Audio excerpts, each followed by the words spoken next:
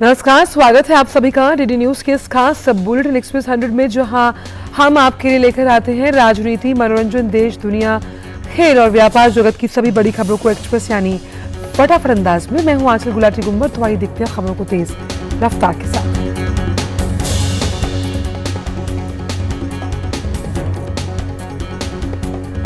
तो कर्नाटक में सभी दलों ने 10 मई को होने वाले चुनाव के लिए प्रचार तेज कर दिया। बीजेपी के स्टार प्रचारक भी धुआंधार प्रचार कर रहे हैं। आज प्रधानमंत्री लगातार दूसरे दिन कर्नाटक में चुनावी प्रचार करने वाले हैं। कर्नाटक में पीएम की आज सबसे पहले जनसभा मुदबिद्री में होगी। इसके बाद प्रधानमंत्री करीब 1 बजे अंकोला में और 3 बजे बेलहुंगल में रैली करेंगे। प्रधानमंत्री लगातार चुनावी अभियान में जुटे हुए हैं और उन्होंने कहा कि ये चुनाव कर्नाटक को नंबर 1 राज्य बनाने का चुनाव है। गृहमंत्री अमित शाह ने एक चुनावी जनसभा में कर्नाटक के लोगों से वायदा किया कि बीजेपी अनुसूचित जाति, अनुसूचित जनजाति, वोकालिंगा और लिंगायत समुदायों के लिए आरक्षण कम नहीं होने देगी। कांग्रेस नेता राहुल गांधी भी कर्नाटक में प्रचार अभियान में व्यस्त हैं। एक रैली में उन्होंने कहा कि प्रधानमंत्री कर्नाटक में भाजपा सरकार के भ्रष्टाचार पर एक भी शब्द क्यों नहीं बोलते। प्रधानमंत्री कर्नाटक के बारे में कहने के बजाय केवल अपने बारे में बात करते हैं। पूर्व प्रधानमंत्री और जनता दल सेकुलर के नेता एचडी देवेगौड़ा और उनके बेटे डीके कुमारस्वामी मतदाताओं को अपने पक्ष में करने के लिए विभिन्न स्थानों पर जनसभाएं और रोड शो कर रहे हैं। कांग्रेस महासचिव प्रियंका गांधी वाड्रा ने बेंगलुरु में रोड शो किया। इसके बाद एक रैली में कहा कि प्रधानमंत्री जनता के मुद्दों पर बात क्यों नहीं कर रहे, रोजगार, महंगाई और भ्रष्टाचार पर बात क्यों नहीं की जाती। एआईएमआईएम प्रमुख ओवैसी ने कर्नाटक में चुनाव प्रचार के दौरान कांग्रेस के मंसूबों पर सवाल खड़े किए और कहा कि वो आरएसएस बैन करने की बात कर रहे हैं, लेकिन जगदीश शेट्टर का जीवन ही संघ से शुरू हुआ था। निर्वाचन आयोग ने कर्नाटक में चुनाव प्रचार के दौरान राजनीतिक दलों और उनके स्टार प्रचारकों को संयम बरतने और मर्यादित भाषा का इस्तेमाल करने की सलाह दी और ये भी कहा कि ऐसा कर चुनावी माहौल को खराब ना किया जाए। कर्नाटक विधानसभा चुनाव प्रचार के दौरान हाल के चुनावी भाषणों के मद्देनजर निर्वाचन आयोग ने चेतावनी जारी की है और मुख्य निर्वाचन अधिकारियों से इसके अनुपालन के लिए फौरन उचित और कानूनी कदम उठाने का निर्देश दिया। निर्वाचन आयोग ने कहा कि सभी राजनीतिक दलों और पक्षों को चुनाव आचार संहिता और मर्यादा के भीतर ही चुनाव प्रचार करना जरूरी है। ऐसा नहीं होने पर चुनाव आचार संहिता और अन्य संवैधानिक प्रावधानों के अनुसार कार्रवाई की जाएगी। उपराष्ट्रपति आज असम और मणिपुर के 1 दिवसीय दौरे पर हैं। इन पूर्वोत्तर राज्यों की यात्रा के दौरान 3 विश्वविद्यालयों का दौरा करेंगे उपराष्ट्रपति। उपराष्ट्रपति आज असम में डिब्रूगढ़ विश्वविद्यालय के दीक्षांत समारोह में शामिल होंगे। इम्फाल में धन मंजूरी विश्वविद्यालय के छात्रों और शिक्षकों के साथ भी संवाद कार्यक्रम में लेंगे हिस्सा। गृहमंत्री आज नई दिल्ली नगर पालिका परिषद एनडीएमसी के 4,500 कर्मचारियों को नियमितीकरण नियुक्ति पत्र सौंपेंगे। कार्यक्रम का आयोजन आज शाम राष्ट्रीय राजधानी के तालकटोरा स्टेडियम में किया जाएगा। शरद पवार के एनसीपी का अध्यक्ष पद छोड़ने की घोषणा के बाद महाराष्ट्र की राजनीति में हलचल जारी है। सभी की निगाहें अब एनसीपी नेता अजीत पवार पर टिकी हैं। अजीत पवार के बीजेपी से हाथ मिलाने की अटकलें जोरों पर। ज्ञानवापी मस्जिद से जुड़े एक तरह के 7 मामलों को एक साथ किया जाएगा या अलग सुना जाएगा। इस पर वाराणसी के जिला न्यायाधीश की अदालत में आज सुनवाई। बेअंत सिंह हत्याकांड में सुप्रीम कोर्ट आज दोषी करार दिए गए अभियुक्त की सजा कम करने की याचिका पर फैसला सुनाएगा। बलवंत सिंह राजवाना ने अपनी फांसी की सजा को आजीवन कारावास में तब्दील करने की अपील की थी। ईडी के निदेशक पद का कार्यकाल 5 साल करने से जुड़े संशोधित कानून के खिलाफ दाखिल याचिकाओं पर आज सुप्रीम कोर्ट में सुनवाई है। याचिका में केंद्र सरकार पर अपने राजनीतिक विरोधियों के खिलाफ ईडी का दुरुपयोग करने का आरोप। भारत में समलैंगिक विवाह को कानूनी मान्यता देने पर आज सुप्रीम कोर्ट में फिर से सुनवाई शुरू होगी। इससे पहले कोर्ट ने केंद्र से जवाब मांगा था कि ऐसी शादी को कानूनी मान्यता दिए बगैर उन्हें क्या अधिकार दिए जा सकते हैं।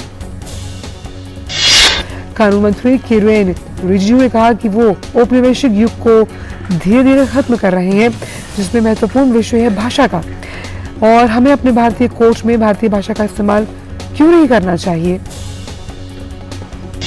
कानून मंत्री के अनुसार सरकार ने सुप्रीम कोर्ट से ये भी कहा कि वो भारतीय भाषा के इस्तेमाल के बारे में सोचे। उन्होंने कहा कि जब हमारे पास तकनीक है तो हम क्यों ना अपनी क्षेत्रीय भाषा में इसका इस्तेमाल करें।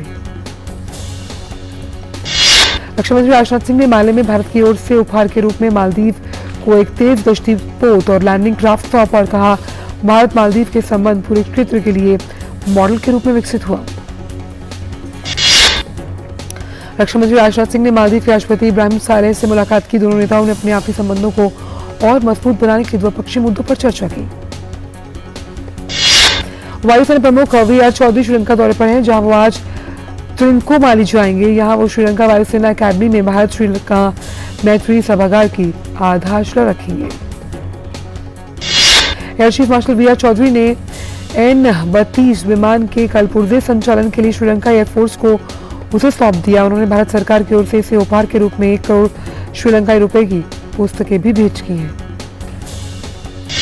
एयर मार्शल चौधरी श्रीलंका में कटुनायक वायुसेना केंद्र भी गए और श्रीलंका के वायुसेना अधिकारियों से बातचीत की।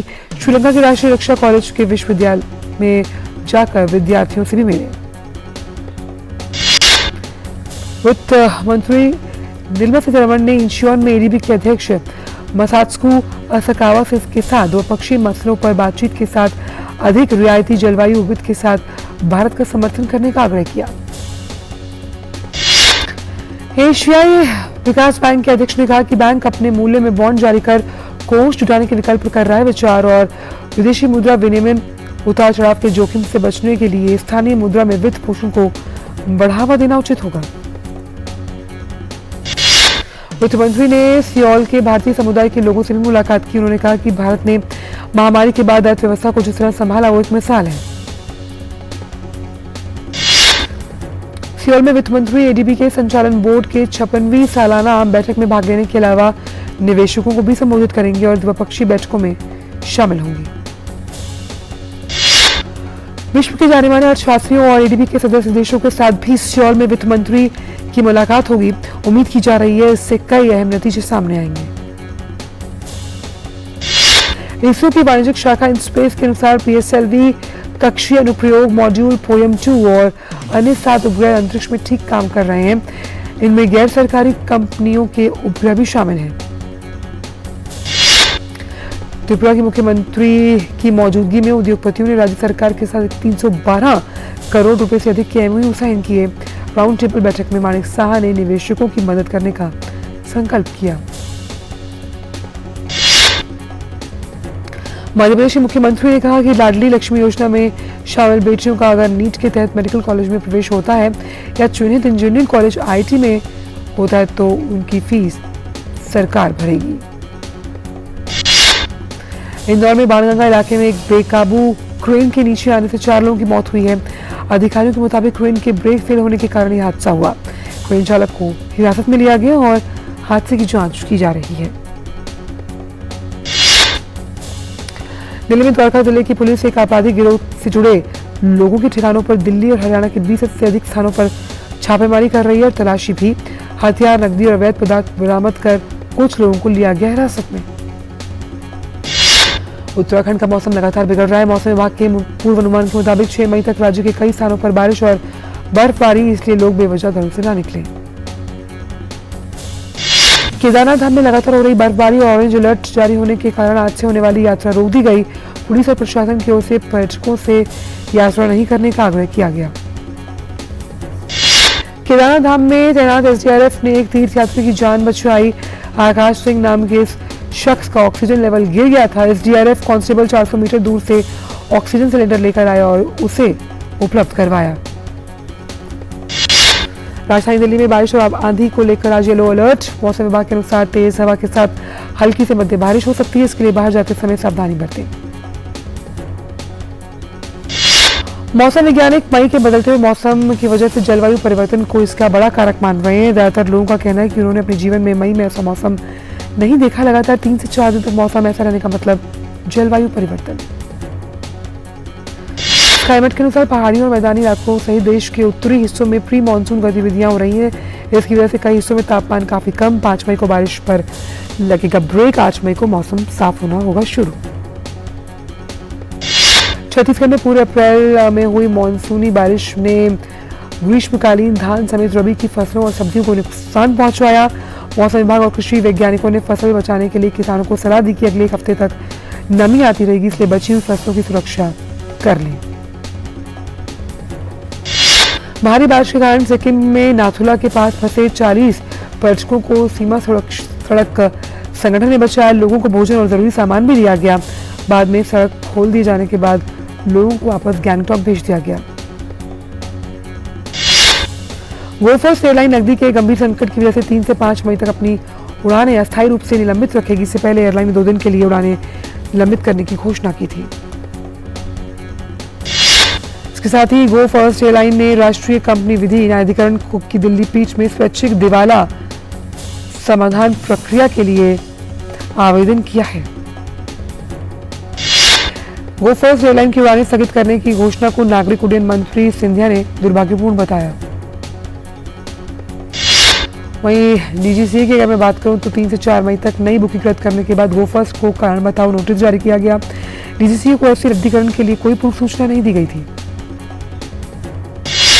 दिल्ली में मक्के से इथेनॉल बनाने को लेकर दिल्ली के वाणिज्य भवन में एक राष्ट्रीय संगोष्ठी का आयोजन किया गया।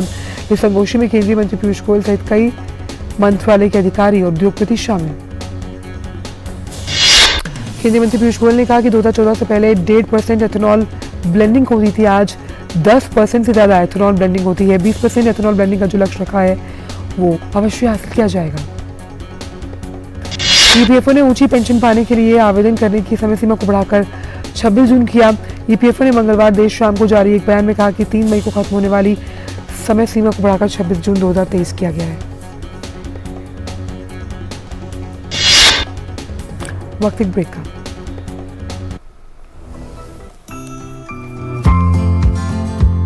आप सोच रहे होंगे कि मेरी रसोई में इतने तरह के तेल क्यों हैं? अलग अलग तेल विभिन्न प्रकार के आवश्यक फैटी एसिड्स प्रदान करते हैं जो हमारी बेहतर सेहत के लिए जरूरी हैं। हमें तेलों का बदल बदल के प्रयोग करना चाहिए ताकि हम इनसे अधिक स्वास्थ्य लाभ ले सकें। तो आइए देखते हैं कि मैं खाना पकाने के लिए इन तेलों का प्रयोग कैसे करूंगी। मैं तिल के तेल से पोहा बना रही हूँ और ये सच में बहुत स्वादिष्ट है। मैंने सरसों के तेल का प्रयोग दोपहर के खाने में सब्जी बनाने के लिए किया है और दाल के तड़के के लिए घी का प्रयोग किया है। सूरजमुखी तेल, कुसुम तेल, कपास का तेल, राइस ब्रान आदि तेलों का उपयोग भी नियमित रूप से बदल बदल कर किया जा सकता है। तेलों को बदलने का दूसरा तरीका ये भी है कि आप हर महीने खाना पकाने में इस्तेमाल करने वाला तेल बदल दें। स्वस्थ दिल और शरीर के लिए नियमित रूप से तेल बदलते रहिए। Food safety and standards authority of India द्वारा जनहित में जारी। ब्रेकिंग न्यूज का स्वागत और करते हैं अन्य खबरों का एक्सप्रेस अंदाज में। देश में टोल संग्रह की फास्टैग प्रणाली के काम में निरंतर वृद्धि के साथ 29 अप्रैल को इस प्रणाली के माध्यम से एक दिन में 193 करोड़ रुपए के टोल संग्रह का नया रिकॉर्ड बना। यूआईडीएआई ने अपनी वेबसाइट और मोबाइल ऐप पर नई सुविधा की शुरुआत की। सुविधा से लोग इसका पता काफी आसानी से लगा सकते हैं कि कौन सा मोबाइल या ईमेल आईडी उनके आधार से जुड़ा हुआ है।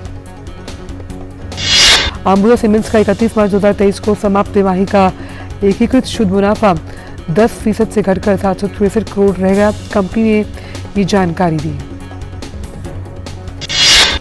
अडानी टोटल गैस का मार्च 2023 में समाप्त बीते वित्त वर्ष की चौथी तिमाही का लाभ 21% बढ़कर 97 करोड़ के आसपास। वहीं टाटा स्टील का शुद्ध लाभ 2023 को समाप्त तिमाही में 84% बढ़कर करीबन 1566 करोड़ रुपए। इफ्को का शुद्ध मुनाफा पिछले वित्त वर्ष के दौरान 62% बढ़कर रिकॉर्ड 3052 करोड़ रुपए पर पहुंचा। पिछले वित्त वर्ष में ये 1883 करोड़ रुपए था। मॉर्गन स्टैनली पहले 3 महीनों के दौरान लाभ से गिरावट की रिपोर्ट के बाद नौकरियों में 3000 कर्मचारियों की छंटनी करने की योजना बना रही है। जापानी वित्त मंत्री शुनिची सुजुकी और उनके दक्षिण कोरियाई समकक्ष चू क्योंग हो ने एडीबी की वार्षिक बैठक के दौरान मुलाकात की। युद्धग्रस्त सूडान में सेना और अर्धसैनिक बल आरएसएफ के बीच साथियों के लिए संघर्ष विराम की सहमति बनी है। संघर्ष विराम 4 मई को लागू होगा और 11 मई तक चलेगा। संघर्ष विराम से सूडान में फंसे विदेशी नागरिकों को निकासी जिसमें प्रक्रिया में तेजी आ रही है। सूडान में सेना और एक अर्धसैनिक समूह के बीच सत्ता पर कब्जे के लिए लड़ाई चल रही, जिसमें लगभग 500 लोग मारे गए। दक्षिणी सूडान के विदेश मंत्रालय ने एक बयान में कहा कि सेना और आरएसएफ के बीच 7 दिन के नए युद्ध विराम के बारे में सैद्धांतिक रूप से सहमति मिली है, जो कल से लागू होगा। दोनों ने वार्ता के लिए अपनी प्रतिनिधि भेजने का भी वायदा किया।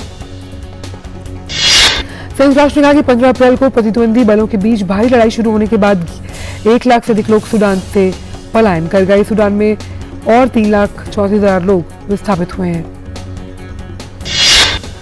कल सूडान में संयुक्त राष्ट्र के मानवतावादी समन्वयक अब्दुल-दीन ने कहा कि वो 2 सप्ताह से अधिक समय तक चली विनाशकारी लड़ाई ने देश के मानवीय संकट को एक पूर्ण आपदा में बदल दिया। सूडान में फंसे भारतीय नागरिकों की सुरक्षित वतन वापसी जारी है। ऑपरेशन कावेरी के तहत अब तक 3,400 से अधिक भारतीयों की सुरक्षित वापसी हुई है। खार्तूम में भारतीय दूतावास ने बताया कि कल तक भारतीय नौसेना के जहाजों और भारतीय वायुसेना के 13 विमानों का उपयोग कर नागरिकों को निकाला गया। मिस्र के विदेश मंत्री सामे शौकरी ने मंगलवार को काहिरा के सूडान के सैन्य प्रमुख अब्दुल फतेह अल बुरहान के प्रतिनिधि से मुलाकात की है और अब तक 40,000 सूडान के नागरिक सीमा पार कर मिस्र में प्रवेश कर चुके हैं। कनाडा ने सूडान संघर्ष में दोनों पक्षों से मानवीय कानूनों का पालन करने का आग्रह किया। केनिया की राजधानी नैरोबी में बोलते हुए कनाडा की विदेश मंत्री मेलानी जोली ने कहा कि मानवतावादी कानून का सम्मान किया जाना जरूरी है। व्हाइट हाउस की प्रवक्ता कैरोलाइन जीन पियरे ने एक प्रेस कॉन्फ्रेंस में कहा कि अमेरिका सूडान में तेजी से बिगड़ती मानवीय स्थिति और तेजी से होते हुए पलायन को लेकर चिंतित। पैराग्वे के राष्ट्रपति चुनाव में तीसरे स्थान पर आने वाले एक दक्षिणपंथी उम्मीदवार के समर्थकों ने मतों की गिनती में धोखाधड़ी की शिकायत को लेकर विरोध प्रदर्शन दर्ज किया। पैराग्वे के राष्ट्रपति चुनाव में सैंटियागो पेना की जीत के बाद मतों की पुनर्गणना की मांग की जा रही है। सैंटियागो पेना ने कहा कि चुनावी संसद द्वारा किए गए फैसले का सम्मान किया जाना चाहिए। वहीं पेरू और चिली की सीमा पर फंसे प्रवासियों ने दोनों देशों को जोड़ने के लिए राजमार्ग को अवरुद्ध कर दिया। पेरू सरकार की अप्रवासन नीति के कारण सैकड़ों की तादाद में लोग सीमा पर फंसे हुए हैं। पेरू सरकार ने पिछले सप्ताह अपनी सीमाओं पर आपातकाल की स्थिति की घोषणा की है। सरकार ने यह घोषित किया कि उचित कागजी कार्रवाई के बिना विदेशी नागरिकों को निष्कासित किया जा सकता है। अमेरिका रक्षा मंत्रालय पेंटागन ने कहा कि अवैध अप्रवासन में वृद्धि को रोकने के लिए मेक्सिको सीमा पर 1500 अमेरिकी सैनिकों को जल्द भेजा जाएगा। मेक्सिको के राष्ट्रपति ने अमेरिकी सरकार के फैसले का समर्थन करते हुए कहा कि वे अमेरिका मेक्सिको सीमा की सुरक्षा में मदद के लिए सैनिकों की तैनाती पर अमेरिकी सरकार के फैसले का समर्थन करते हैं। सर्बिया और कोसोवो के नेताओं ने यूरोपीय संघ के विदेश नीति प्रमुख जोसेफ बोरेल से मुलाकात की। बोरेल ने कहा दोनों पक्ष तनाव को कम करने में रहे विफल। थाईलैंड में 14 मई को होने वाले आम चुनाव के लिए सियासी पारा चढ़ गया। चुनाव में प्रधानमंत्री पद के उम्मीदवार पेंटो कटारन श्रीनिवात्रा के समर्थन में लोग एकजुट हो रहे हैं। एक फिलिस्तीनी कैदी की इजराइल जेल में हुई मौत के बाद इजराइल और फिलिस्तीन के बीच तनाव बढ़ गया। दरअसल इजराइल की जेल में बंद फिलिस्तीनी कैदी 86 दिनों से भूख हड़ताल पर था, जिसके बाद उसकी मौत हुई है। इजराइल जेल के अधिकारियों के मुताबिक ये कैदी मंगलवार तड़के बेहोशी की हालत में पाया गया, जिसके बाद उसे अस्पताल ले जाया गया, लेकिन उनकी जान नहीं बचाई गई। कैदी की मौत के बाद गाजा से फिलिस्तीनी चरमपंथियों ने मंगलवार को इजराइल पर रॉकेट दागे। हालांकि रॉकेट हमले में किसी के हताहत होने की कोई खबर नहीं। अमेरिका इन दिनों मौसम की मार झेल रहा है। मिसिसिपी नदी में बाढ़ के कारण पानी का स्तर बढ़ने लगा और इसकी वजह से पानी आसपास के सड़कों से होता हुआ लोगों के घरों में पहुंचा और काफी नुकसान हुआ है। टेक्सास में 5 लोगों की हत्या करने के आरोप में पुलिस ने आरोपी को गिरफ्तार कर लिया। पुलिस कई दिनों से आरोपी की तलाश में जुटी थी। संयुक्त राष्ट्र महासचिव एंटोनियो गुतेरेस ने अंतर्राष्ट्रीय समुदाय से एक स्वर में बोलने का आग्रह किया। अपने काम के लिए पत्रकारों की नजरबंदी और कारावास को रोकने का भी आह्वान किया। गुतेरेस ने कहा कि दुनिया के हर कोने में प्रेस पर हमले हो रहे हैं। गुतेरेस ने रेखांकित किया कि हमारी स्वतंत्रता प्रेस की स्वतंत्रता पर निर्भर करती है। विश्व प्रेस दिवस जो है यानी कि स्वतंत्रता दिवस, उससे यानी 23 में। उससे पहले जो वीडियो संदेश है उसमें उन्होंने प्रेस की स्वतंत्रता के बारे में कहा कि ये लोकतंत्र के न्याय की नींव है। यूनेस्को द्वारा आयोजित एक विशेष कार्यक्रम में गुतरेज ने चिंता व्यक्त की है कि दुनिया के हर कोने में प्रेस की स्वतंत्रता पर हमला हो रहा है। उन्होंने कहा 2022 में कम से कम 67 मीडियाकर्मी मारे गए। आईपीएल मैच 2 मुकाबले खेले जाएंगे। दिन के पहले मुकाबले में चेन्नई सुपर किंग्स की भिड़ंत लखनऊ सुपर जायंट्स के साथ। ये मैच लखनऊ में खेला जाएगा। आईपीएल में आज का दूसरा मैच पंजाब किंग्स और मुंबई इंडियंस के बीच। ये मैच पंजाब का होम ग्राउंड जो है मोहाली, उसमें खेला जाएगा। आईपीएल 2023 के 46वें मैच में दिल्ली कैपिटल्स ने गुजरात टाइटंस को 5 रन से हराया। इस मैच में टॉस जीतकर पहले बल्लेबाजी करते हुए दिल्ली ने 20 ओवर में 8 विकेट गंवाकर 130 रन बनाए। जवाब में गुजरात की टीम 20 ओवर में 6 विकेट गंवाकर 125 रन बना पाई। इस मैच के हीरो अमन और ईशान वर्मा रहे। अमन ने इस मैच में अर्धशतक बनाया। 44 गेंदों में 3 छक्के और 3 चौकों की मदद से 51 रन बनाकर वो आउट हुए। वहीं ईशांत शर्मा ने इस मैच में आखिरी ओवर में 12 रन बनाए। आईसीसी ने सालाना टेस्ट रैंकिंग जारी की जिसमें भारत को फायदा हुआ। टीम इंडिया ने ऑस्ट्रेलिया को हटाकर रैंकिंग में शीर्ष स्थान हासिल कर लिया। वहीं भारतीय टीम ने टी20 में भी शीर्ष स्थान बरकरार रखा। यहां उसकी रेटिंग 267 की है। वहीं अंक 18,445। टी20 रैंकिंग में इंग्लैंड दूसरे स्थान पर। विराट कोहली और गौतम गंभीर के बीच लखनऊ में मैच के बाद हुए झगड़े के मामले में अब बीसीसीआई की तरफ से कार्रवाई की गई। कोहली और गंभीर की 100% मैच फीस काट ली गई है। ताशकंद में चल रहे वर्ल्ड बॉक्सिंग चैंपियनशिप 2023 में भारतीय मुक्केबाजों का शानदार प्रदर्शन जारी। इससे पहले खेले गए मुकाबले में जीत के साथ आशीष चौधरी ने प्री क्वार्टर फाइनल में बनाई जगह। भारत की वंतिका अग्रवाल देश की तीसरी सबसे बेहतरीन रैंकिंग वाली खिलाड़ी बनी। वंतिका ने पिछले 2 महीनों में 4 अंतर्राष्ट्रीय टूर्नामेंट खेले। इस दौरान उन्होंने 5 रेटिंग में 61 रंग हासिल किए। स्पेनिश टेनिस खिलाड़ी कार्लोस अल्कराज ने मैड्रिड ओपन में पुरुष एकल स्पर्धा के क्वार्टर फाइनल में बनाई जगह। दुनिया के दूसरे नंबर के टेनिस खिलाड़ी अल्कराज ने प्री क्वार्टर फाइनल मैच में जर्मनी के अलेक्जेंडर ज़वेरेव को 6-2 से हरा दिया। मैड्रिड ओपन 2023 के पुरुष एकल स्पर्धा में कल रूस के 25 वर्षीय टेनिस खिलाड़ी आंद्रे रुब्लेव ने प्री क्वार्टर फाइनल में कैरेन खचनोव के हाथों हार कर प्रतियोगिता से वो बाहर हो गए हैं। खचनोव ने राउंड ऑफ में 16 के मैच में रुब्लेव को 7-6, 6-4 के अंतर से हराया। ग्रीस के सिट्सिपास ने मैड्रिड ओपन 2023 के क्वार्टर फाइनल में जगह बनाई। प्री क्वार्टर फाइनल मैच में 5वीं वरीयता प्राप्त 24 वर्षीय टेनिस खिलाड़ी सिट्सिपास ने बर्नाबे जपाटा को 6-3, 6-1 से हराकर बनाई क्वार्टर फाइनल में जगह। स्पेनिश ला लीगा में रियल सोसिएदाद ने रियल मैड्रिड को 2-0 से हराया। रियल सोसिएडेड को पहली सफलता दूसरे हाफ में हाथ लगी। फिर मुकाबले के 85वें मिनट में दूसरा गोल कर रियल सोसिएडेड ने मैच को अपने नाम किया। स्पेनिश ला लीगा एक अन्य मुकाबले में बार्सिलोना ने ओसासुना को 1-0 से हरा दिया। इस मैच में एकमात्र गोल बार्सिलोना की तरफ से जॉर्डी एल्बा ने 85वें मिनट में कर मुकाबला किया अपने नाम। विपुल शाह और सुदीप्तो सेन की आगामी film the Kerala story release के बाद सुर्खियों में। सेंसर बोर्ड ने कई ऐसे सीन हैं जिन्हें प्रतिबंधित किया। लव रंजन के निर्देशन में बनी तू झूठी में मक्कार के ओटीटी राइट्स नेटफ्लिक्स ने खरीदे। नेटफ्लिक्स ने अपने ऑफिशियल इंस्टाग्राम अकाउंट से ही जानकारी साझा की। एक्सप्लेनर में इतना ही। दीजिए इजाजत।